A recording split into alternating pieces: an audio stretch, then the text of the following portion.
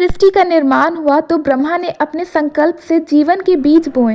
पृथ्वी पर पहाड़, नदियाँ और जीव जंतुओं का जन्म हुआ, लेकिन यह सृष्टि अधूरी थी क्योंकि इसमें संतुलन का अभाव था। ब्रह्मा ने विष्णु और शिव से प्रार्थना की। विष्णु ने सृष्टि का पालन होने का उत्तरदायित्व लिया, जबकि शिव को संहारक और संतुलनकर्ता की भूमिका सौंपी गई। शिव कैलाश पर्वत पर निवास करते थे। वे ध्यानमग्न और संसार के बंधनों से मुक्त थे। उनका रूप अलौकिक था। वे भस्म रमाते, गले में सर्पों की माला पहनते और अपने त्रिशूल के साथ दिखाई देते। शिव का जीवन तपस्या और योग का प्रतीक था। वे सृष्टि के निर्माण और विनाश के बीच संतुलन बनाए रखने वाले थे। उनके ध्यान की शक्ति इतनी प्रबल थी कि सृष्टि में ऊर्जा का प्रवाह होने लगा। देवता, ऋषि और मुनि उनकी आराधना करते थे। प्रजापति दक्ष ब्रह्मा के मानस पुत्र थे एवं एक महान तपस्वी और सृष्टि के निर्माण में प्रमुख भूमिका निभाने वाले थे। उनकी अनेक संतानों में से सती सबसे सुंदर, तेजस्वी और प्रेमपूर्ण थी। सती का जन्म शिव से विशेष संबंध के लिए हुआ था, लेकिन दक्ष इस बात से अनजान थे। सती ने बचपन से ही शिव की महिमा के बारे में सुना था। उनकी कहानियां सुनकर सती का मन शिव की ओर खींचने लगा। वह जानती थी कि शिव सांसारिक बंधनों से मुक्त हैं, लेकिन उनका हृदय शिव के प्रति प्रेम से भर गया। सती ने अपने हृदय में यह निश्चय किया कि वे केवल शिव को ही अपने पति के रूप में स्वीकार करेंगी। लेकिन शिव एक तपस्वी और संसार से विरक्त थे।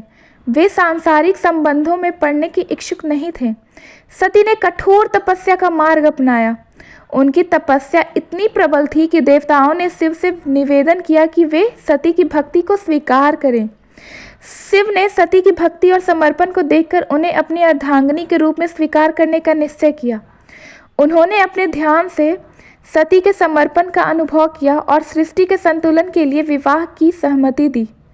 जब शिव ने सती को स्वीकार किया तो यह घटना पूरे ब्रह्मांड के लिए महत्वपूर्ण अवसर बन गया। देवताओं ने आकाश से पुष्प वर्षा की। सती के लिए यह उनका स्वप्न पूर्ण होने जैसा था। लेकिन इस विवाह में एक समस्या थी। सती के पिता दक्ष ने कभी भी शिव जी को अपनाया नहीं। वे शिव को योगी और निर्मोही समझते रहे। दक्ष ने अपनी असहमति और घमंड को प्रदर्शित करने के लिए एक बड़ा यज्ञ आयोजित किए। उन्होंने समस्त देवताओं और ऋषियों को आमंत्रित किया, लेकिन वह शिवजी और सती माता को यज्ञ में नहीं बुलाएं। सती को यह बात का पता चला तो उन्हें बहुत दुख हुआ। उन्होंने शिवजी से कहा, यह मेरे पिता का यज्ञ है, मुझे वहां जाना चाहिए।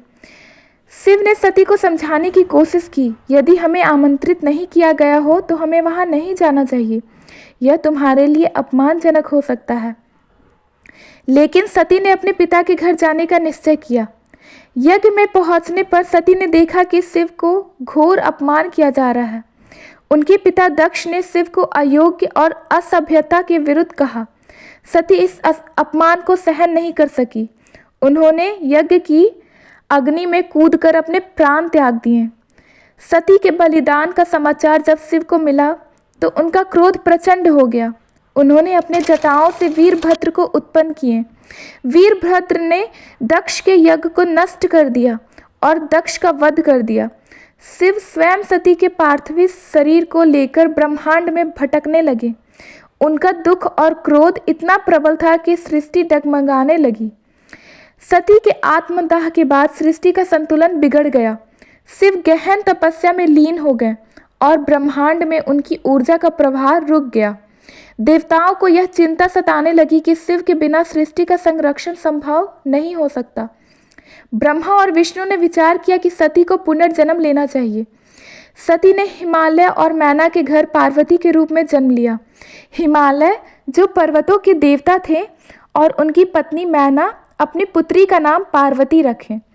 पार्वती का सौंदर्य अद्वितीय था और उनका स्वभाव शांत और सौम्य था। पार्वती ने बचपन से ही अपने माता पिता से शिव की कथाएं सुनी थी। वे शिव की भक्ति से प्रभावित थीं और उनकी छवि को अपने हृदय में धारण कर चुकी थीं। किशोरावस्था में पहुंचते ही पार्वती ने यह निश्चय कर लिया कि वे शिव को ही अपने पति के रूप में स्वीकार करेंगी। जब मैना ने पार्वती की इच्छा के बारे में सुना तो उन्होंने कहा, शिव केवल एक तपस्वी हैं, उनका जीवन कठिन है, वे तुम्हें सुख नहीं दे पाएंगे। लेकिन पार्वती माता ने उत्तर दिया, माता, शिव के साथ मेरा संबंध केवल सांसारिक नहीं है, यह आत्मा का मिलन है। मुझे उनके साथ कठिनाई नहीं बल्कि आनंद की प्राप्ति होगी।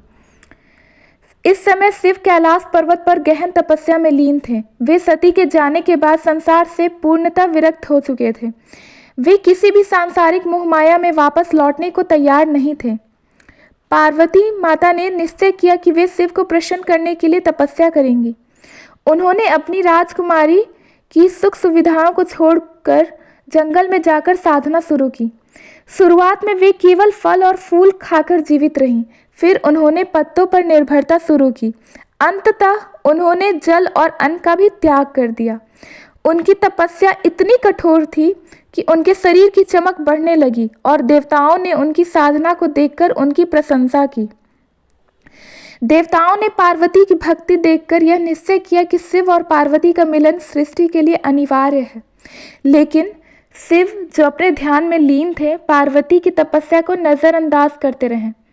देवताओं ने कामदेव को शिव की तपस्या भंग करने के लिए भेजा। कामदेव ने अपने पुष्प बाण से प्रयोग किया गया एक तीर छोड़ा, जिससे शिव जी का ध्यान भंग हो सके। उनका शिव जी का ध्यान जैसे ही भंग हुआ, उनका क्रोध प्रचंड हो चुका। उन्होंने अपनी तीसरी आँख खोलकर कामदेव को भस्म कर दिया। शिव ने पार्वती की भक्ति की परीक्षा लेने के लिए निश्चय किया। वे साधु का रूप धारण कर पार्वती के पास पहुँचे और उनका उपहास उड़ाते हुए बोले, तुम क्यों एक योगी से विवाह करना चाहती हो? वह तुम्हारी योग्य नहीं है। वह शमशान में निवास करते हैं और भस्म रमाते हैं। पार्वती माता ने शांत स्वर में उत्तर दिया, आप शिव को नहीं समझते। वे केवल एक योगी नहीं हैं, वे ब्रह्मांड के आधार हैं। उनका प्रेम और त्याग ही मेरे जीवन का लक्ष्य है। मैं उनके लिए किसी भी परीक्षा को सहर्ष स्वीकार करूंगी। शिव का वास्तविक रूप में प्रकट होना। पार्वती की निष्ठा और समर्पण से शिव अत्यंत प्रसन्न हुए। उन्होंने अपना साधु रूप त्याग कर अपने वास्तविक रूप को प्रकट होकर कहा, हे पार्वती, तुम्हारा प्रेम और तपस्या मुझे स्वीकार है। मैं तुम्हें अपनी अर्धांगिनी के रूप में स्वीकार करता हूँ। शिव ने पार्वती की तपस्या और उनके प्रेम को स्वीकार कर लिया। उन्होंने अपने गहन ध्यान से बाहर आकर घोषणा की कि वे पार्वती से विवाह करेंगे। इस खबर से सभी देवताओं और ऋषियों में हर्ष की लहर दौड़ गई। हिमालय और मैना को जब यह समाचार मिला तो उनकी खुशी का ठिकाना नहीं रहा। उन्होंने इस विवाह के पूरे भव्य तरह से निश्चित किया। शिव की बारात अपने आप अद्वितीय थी। उनके साथ भूत, प्रेत, पिशाच, नाग, गंधर्व, यक्ष और विभिन्न प्राणियों की टोली थी। बारात में कोई स्वर्ण आभूषण या रथ नहीं थे। शिव ने अपने शरीर पर भस्म लगाया और गले में सर्पों की माला डाली और माथे पर तीसरी आँख की चमक थी। जब यह विचित्र बारात हिमालय के महल में पहुंची तो मैना इस दृश्य को देखकर डर गई। उन्होंने सोचा, क्या मेरी बेटी इस योगी के साथ सुखी रह पाएगी? लेकिन पार्वती माता ने अपनी माँ को शांत किया और कहा, माँ, यह बाहरी स्वरूप केवल उनके तपस्वी जीवन का प्रतीक है। उनका हृदय प्रेम, करुणा और सृष्टि के संतुलन से भरा हुआ है। शिव और पार्वती का विवाह पूरे ब्रह्मांड के लिए एक दिव्य उत्सव था। देवता, ऋषि, मुनि और सृष्टि के सभी जीव इस विवाह में सम्मिलित हुए। विष्णु और ब्रह्मा ने स्वयं इस विवाह की व्यवस्थाओं का संचालन किया। शिव ने पार्वती को विवाह की रस्मों के दौरान अपने हृदय में स्थान दिए और उन्हें सृष्टि की शक्ति का प्रतीक बताया।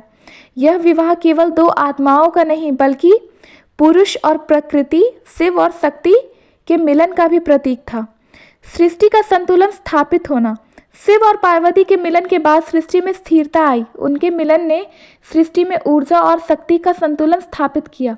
पार्वती ने शिव की तपस्या जीवन को संतुलित करने का कार्य किया और शिव ने पार्वती का प्रेम और अपने जीवन का अभिन्न हिस्सा बना लिया। समुद्र मंथन जब हुआ देवताओं और दानवों के बीच अमृत की प्राप्ति के लिए, तो मंथन के दौरान कालकूट विष उत्पन्न हुआ। यह विष इतना प्रचंड था कि पूरे ब्रह्मांड को नष्ट कर देने की क्षमता रखता था। सभी देवताओं ने शिव की प्रार्थना की। शिव ने इस विष को अपने कंठ में धारण किए। पार्वती माता ने इस दौरान शिव के कंठ को अपनी करुणा और शक्ति से ठंडा रखा, जिससे विष का प्रभाव उनके शरीर पर ना पड़े। इस घटना के बाद शिव का नाम नीलकंठ पड़ा। शिव और पार्वती के 2 पुत्र हुए, कार्तिकेय और गणेश। शिव और पार्वती के बीच संवाद हमेशा होते रहता था। वो एक दूसरे के साथ गहन विचार विमर्श करते थे, सृष्टि की गूढ़ रहस्यों पर चर्चा करते थे। पार्वती जी ने शिव से शिव पुराण और कुमार संभव जैसे विषयों पर शिक्षा ली। महादेव और पार्वती के बीच संवाद। पार्वती ने शिव से विभिन्न प्रश्न पूछे, जिनके उत्तर उन्होंने गहन ज्ञान और तत्वों की व्याख्या के रूप में दिए। इन संवादों में शिव ने उन्हें योग, ध्यान और सृष्टि के रहस्यों के बारे में बताया। पार्वती ने शिव से अर्धनारीश्वर के रूप के महत्व को समझा। यह रूप इस बात का प्रतीक है कि पुरुष और स्त्री एक दूसरे के बिना अपूर्ण है। शिव और पार्वती का प्रेम केवल सांसारिक नहीं था, यह दिव्यता और आत्मा के मिलन का प्रतीक था। शिव जो पहले संसार से विरक्त थे, पार्वती के आने से प्रेम और परिवार के महत्व को समझने लगे। पार्वती ने शिव के कठोर जीवन में कोमलता और ममता का संचार किया। पार्वती ने शिव के साथ कठिन तपस्या की। उन्होंने अपने राजसी वैभव को त्याग कर शिव के साथ हिमालय की कठोर परिस्थितियों में जीवन व्यतीत किए। शिव ने भी पार्वती की प्रेम और समर्पण के लिए तपस्वी स्वभाव को संतुलित किया। शिव और पार्वती माता की कहानी हमें यह सिखाती है कि पार्वती की भक्ति ने शिव जैसे योगी को गृहस्थ जीवन में प्रवेश करने के लिए प्रेरित किए, सृष्टि में संतुलन का प्रतीक बना।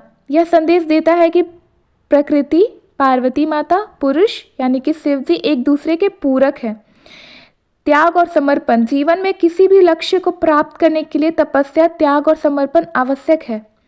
अर्धनारीश्वर रूप इस बात का प्रतीक है कि पुरुष और स्त्री समान हैं और उनका सहयोग ही जीवन को पूर्णता प्रदान करता है।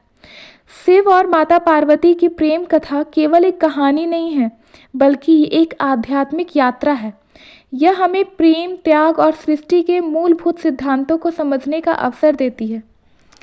कैसा लगा आपको ये शिव जी और पार्वती माता का स्टोरी? अच्छा लगा तो प्लीज़ मेरे चैनल को सब्सक्राइब कीजिए। धन्यवाद।